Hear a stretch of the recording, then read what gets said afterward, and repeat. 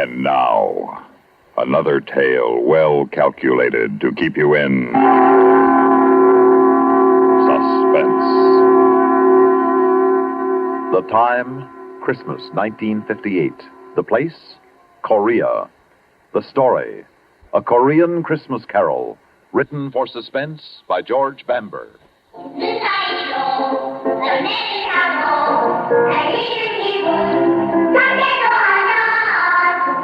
Sounds good, doesn't it? They hear kids singing, I mean. I can't understand the language, but I know what they mean. They sound so fresh and full of promise, almost as if they knew. But then I'm getting ahead of myself. The name's Connolly, PFC Larry Connolly. I'm a soldier in Korea. I was sent here just about a year ago this time. That's where this strange story begins. Christmas, 1958.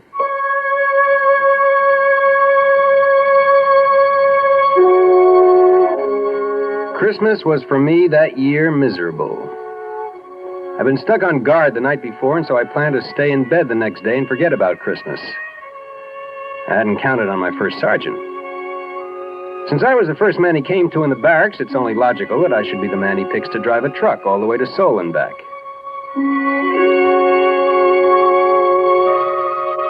It was night by the time I got on the road headed back from Seoul. It started to snow. Big flakes coming down soft at first, then so thick and fast I could hardly see.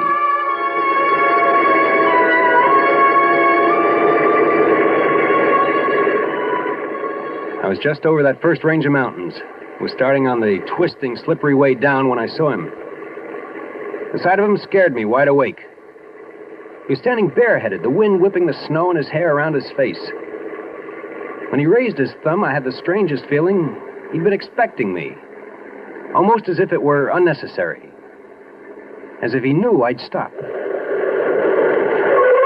You want a lift? I'm going as far as Camp Santa Barbara. Well, where's that? What do you mean, where's that? Everybody knows where Camp Santa Barbara is. Don't stand there with the door open. Hop in. All right. Well, you picked a lousy place to hitchhike. Just didn't stop. Oh, thanks. Happened to your gloves? Your hands look half frozen. Gloves?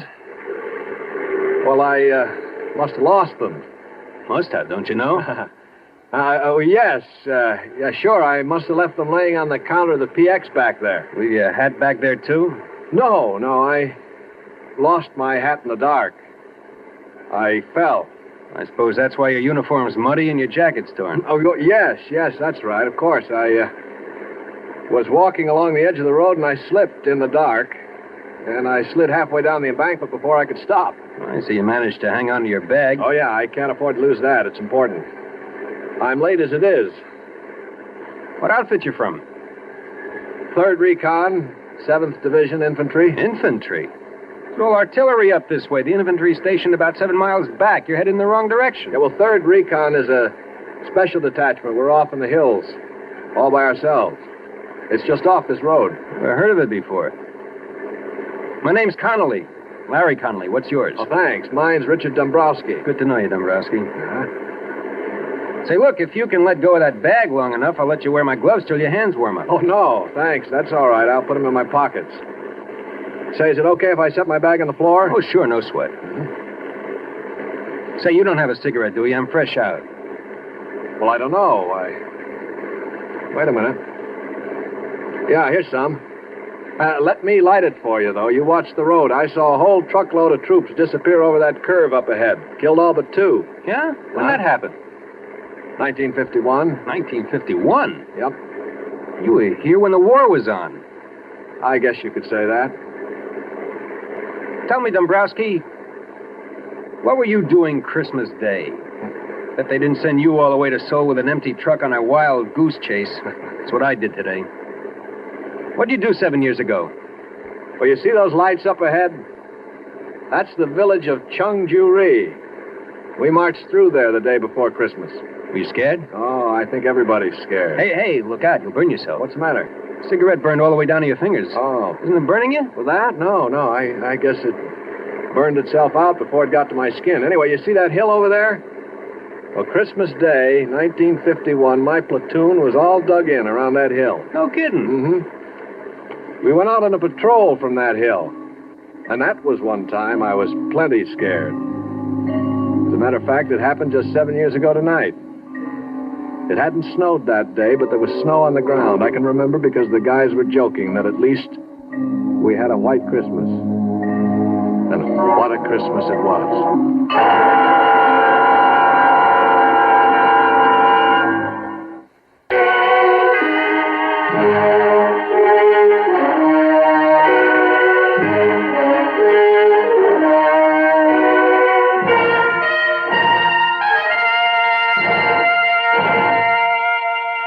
As I said, it was quiet Christmas Day, 1951. We were sitting around in our holes waiting for the fun which we knew would begin the next day. They'd managed to get hot turkey up to us, so we were relatively comfortable and happy until Brownie, our squad leader, came back from a talk with the old man. All right, I'll take the first 5. The old man wants us to go out and have a look around. Come on, knock it off. Get ready your dog tags and canteens, anything that might rattle or make a noise. We won't be gone long, but we're moving light. Hey, Whitey, might as well leave your helmet here. We want to move quiet. But, Sarge, it's too cold to go out without a hat. Cut the comedy, Walker. We moved out on schedule just as night was falling. And with the night came the cold. We moved rapidly along the valley for about an hour or so when Brownie stopped and raised his hand. All right, you men, hold it up. Once we get on the other side of that ridge up ahead, we'll observe maximum security. No talking, no lights. Keep down. And watch where you put your big, clumsy feet. Yeah. These people just love tripwires with flares attached. Walker, you still got the walkie-talkie? If I didn't, I wouldn't be here to tell you about it. Still working? It's warm, if that's what you mean. That's more than I can say for myself. All right, keep it that way. We may need it if we run into trouble. Hey, while we're here, let's take one last check on your gear. Make sure your rifle bolts aren't frozen, weapons on safety, and all grenades are secure in the pins. Okay? Everybody set? Let's move out.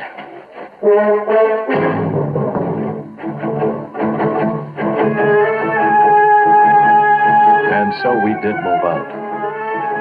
The M1 felt light in my hands, like I'd never realized how light and easy it was to carry a rifle before. The going was easy.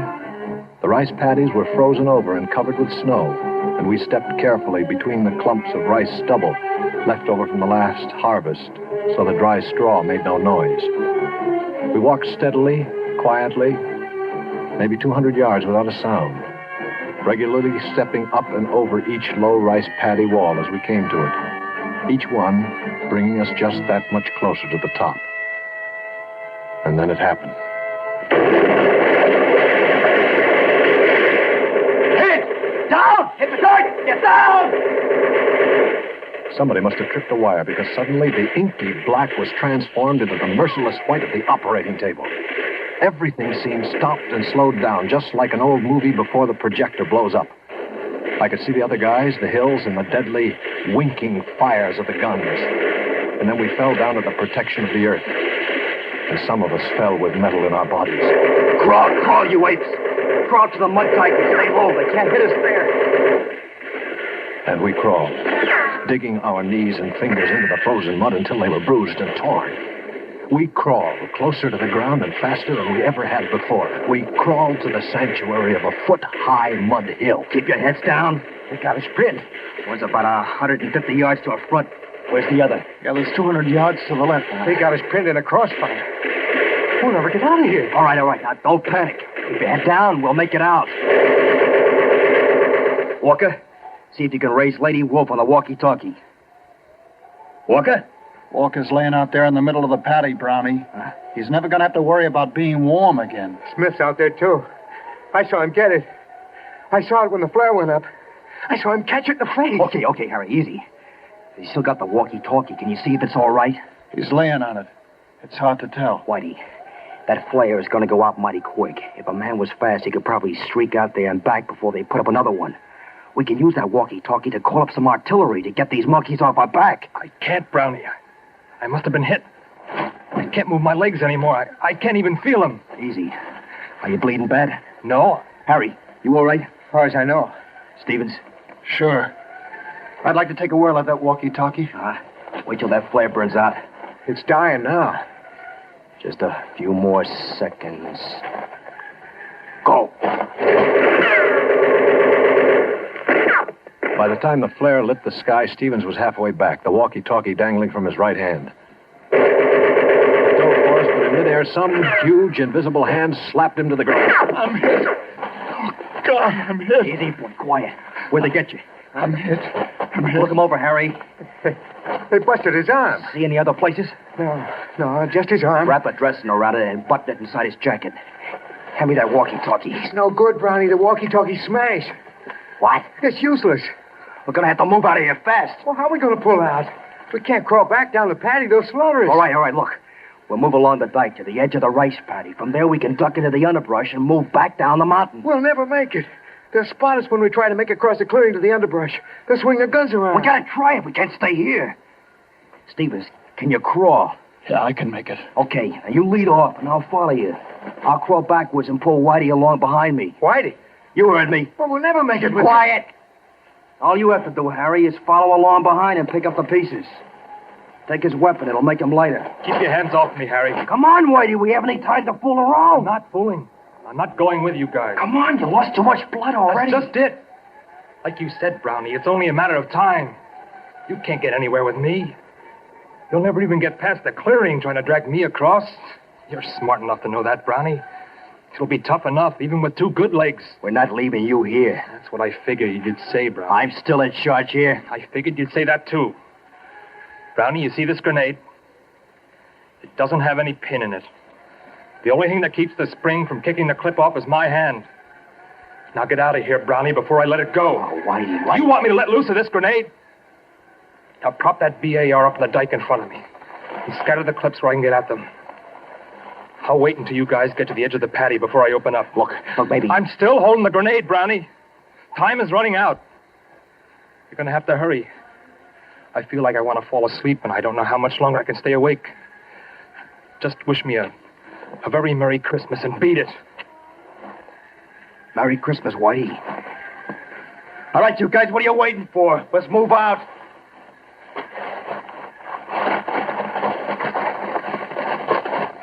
See, that's right.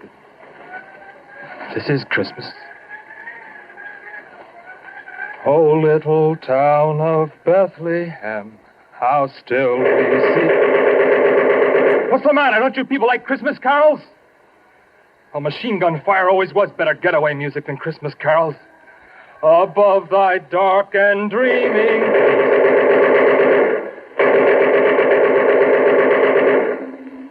Whitey lay there until the others had crawled to the end of a low rice paddy wall. And then he threw his grenade.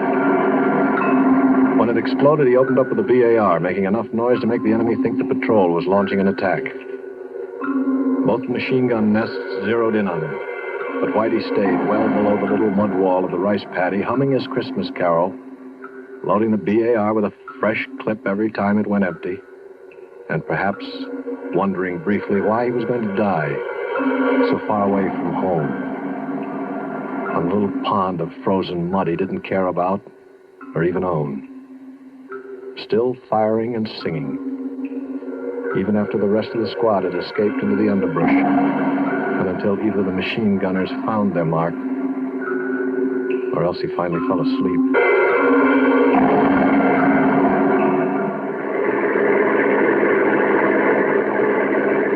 Gosh, he was quite a guy. No, I guess it was just a detail that had to be done, and he had to do it.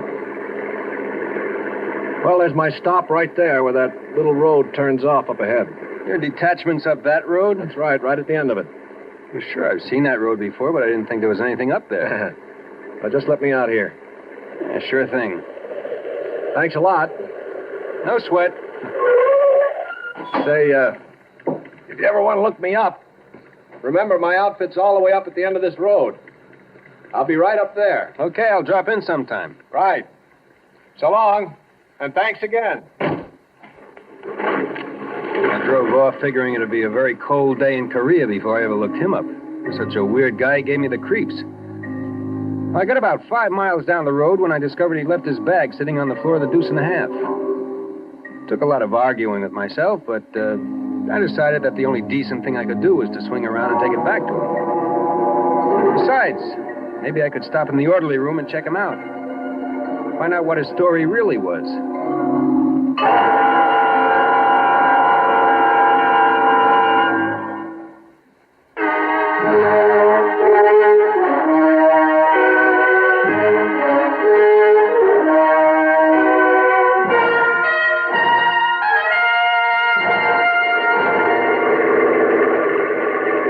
Way back, I almost missed the road because it was so small and seldom used. I drove up it for about 10 minutes. I was beginning to wonder if I hadn't gotten the wrong road after all, because I passed no other vehicles or GIs or anything to indicate there was an infantry company around. Just when I was ready to turn back to the main road, I saw lights twinkling up ahead from what looked like a couple of Quonsets. It seemed impossible that an infantry outfit could be housed in 2 Quonsets, but I pulled a deuce and a half to a hole outside the gate and cut off the motor. I picked up the AWOL bag, got out of the truck, trying to figure out which one was the orderly room. I walked across the hard-packed snow of the yard to the first Quonset. I still couldn't figure it out. Light and warmth seemed to pour from the windows along with the music I remembered from somewhere, but couldn't quite understand. I stepped up to the first window I came to and looked inside. There were kids all over the place, kids of all sizes and descriptions, kids just old enough to sit by themselves, kids just losing their first teeth, some just starting their teens. I stood in the snow spellbound, just watching them sing. Finally, I tore myself away and headed for the front door, eager to be inside. A plaque made out of the howitzer shell stopped me. In the faint light, I could just barely make out the words engraved on the polished brass. But finally, I read it all. It said, "This orphanage has been erected and maintained in the memory of Corporal Richard Whitey Dombrowski, who somewhere north of the village of Chungju-ri, Christmas night, 1951, willingly gave his life that others might live." Suddenly, I didn't know where I belonged anymore. The AWOL bag dragged at the end of my arm like a 1,000-pound weight. I could figure what was in it, but I tore it open anyway. The bag full of candy, soap, and toothpaste and gum shined up at me, looking as rich and rare as frankincense and myrrh. I closed the bag, laid it up against the door, close, so they wouldn't miss it. And then I banged on the door as loud and long as I could, until I was sure that they heard me. And then I ran. I ran back down the road to my truck as fast and as hard as I could.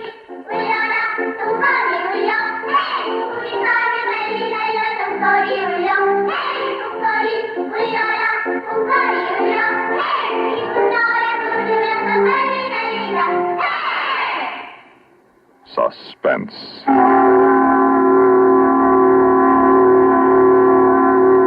You've been listening to a Korean Christmas Carol written for suspense by George Bamber. In a moment, the names of our players and a word about next week's story of Suspense.